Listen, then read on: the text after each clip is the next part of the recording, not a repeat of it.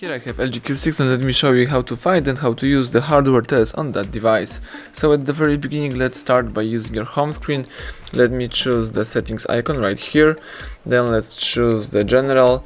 Let's tap on Smart Doctor and here let's choose the test hardware. As you can see, you can test here the Wi-Fi. You can test the Bluetooth. My Wi-Fi works just fine.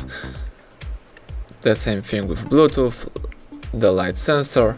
You may also choose test all, and now the device is performing the hardware test of all features. And now you have the knowledge that all the hardware features work just fine on that device. So now you may go back and start using your device. Thank you for watching. Please subscribe our channel and leave a thumbs up under the video.